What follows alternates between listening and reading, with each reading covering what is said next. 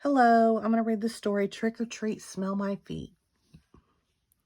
Look, Gilbert, I'm a ballerina. Lola twirled around in her tutu. It's for Halloween, she said. What are you going to be? Gilbert held up the mask he was making and said, I'm going to be one of the Martian space pilots, Captain Zig. But don't tell anyone. I don't want anybody to copy my idea. Lola suddenly stopped twirling. I want to be a Martian space pilot too, she cried. But I just finished making your costume, Mother said. You wanted to be a ballerina. You don't have to do everything I do, Gilbert said. Your costume is nice too. If I were you, I would be a ballerina. You would? Lola asked. Sure, said Gilbert, but I'm not you, so I'm going to be Captain Zig. The next day was Halloween, and Gilbert packed his Martian space pilot costume into a paper bag so he could change later at school. Lola copied him and put her pink ballerina costume in a paper bag also. You're too little to go to school, Gilbert said. I'll take you trick-or-treating when I get home, okay?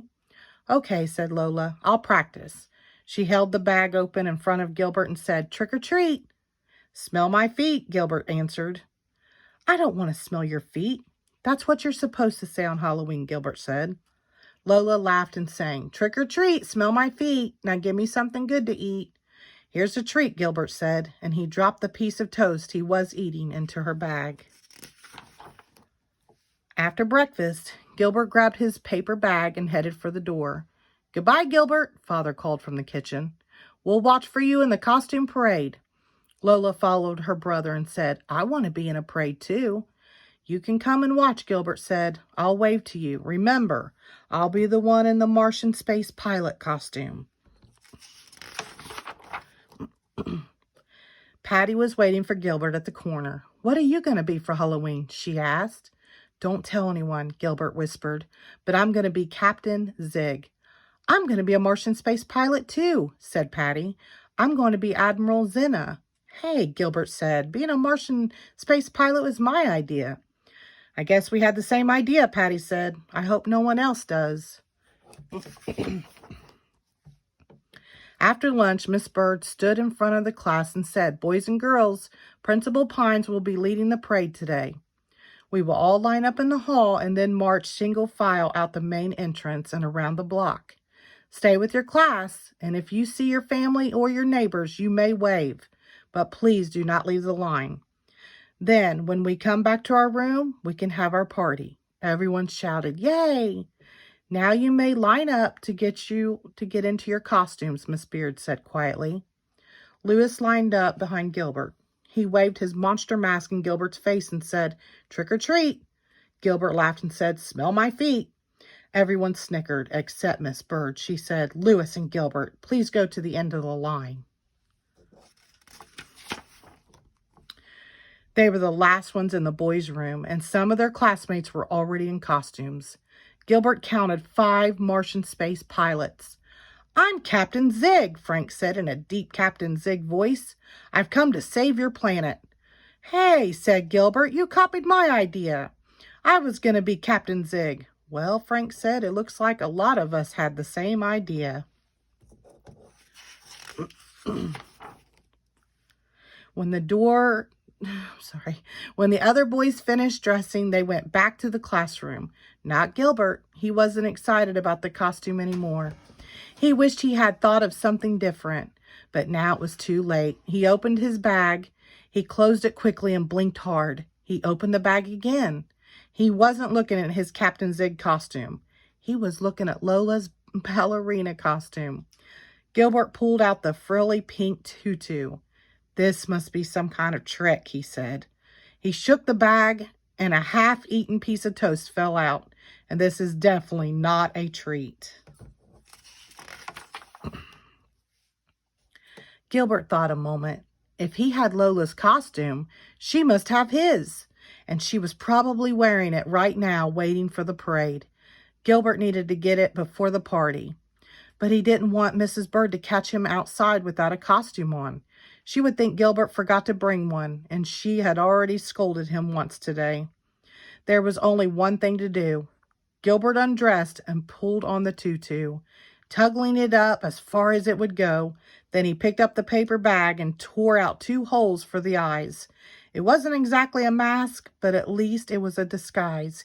He didn't want his friends to see him dressed as a ballerina. When Gilbert stepped into the hallway, his class was already passing through. No one recognized him, so he followed them down the hall and out the door. The street was lined with people watching and waving and taking pictures. Gilbert looked up and down the street, cutting in and out of line, but he couldn't find his sister anywhere. "Hey, quit pushing," someone yelled. "It's not me," a tall space pilot said. "It's the girl with the bag on her head." "Please stay in line," a teacher said. Gilbert recognized Miss Bird's voice behind him. Then he heard another voice he knew. "Look, Daddy, Gilbert's wearing my ballerina costume." Up ahead, he saw Lola standing next to Father, and she was wearing Gilbert's costume. "Hey, Gilbert," she called and waved. Gilbert looked around to make sure Miss Bird couldn't see him leave the line. Then he rushed over to Lola. "I need my costume, quick," he shouted. "Give me mine first," she said. "Stay with your class, boys and girls," a teacher said loudly. Gilbert grabbed Lola's hand and pulled her back toward the line with him. Lola thought she was going to be in the parade with the big kids, but Gilbert pulled her right through the line and headed for the school. "Hey, where are we going?" she asked. "Some place where we can switch costumes," Gilbert said. He knew the side door was a shortcut to the bathrooms. "Quick," he said, "this way." But Lola wasn't very quick. She kept tripping over the too big costume. By the time they reached the boys' room, they were out of breath. Gilbert pushed the door open, and there was Louis, standing in his underwear. "Hey, no girls allowed," Louis yelled. "Let's try the girls' room," Lola said helpfully. "No way," Gilbert said. "Come on, maybe my classroom is still empty." They ran down the hall to Miss Bird's room. They had just reached the door when Lola tripped on her costume, and Gilbert tripped on Lola. They tumbled inside right into the middle of a party.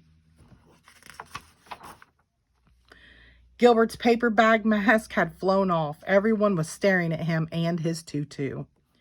Gilbert did the only thing he could think of. He twirled around the room, then raised his arms and said, "Ta-da!" There was a long silence. "Gilbert?" Frank asked finally.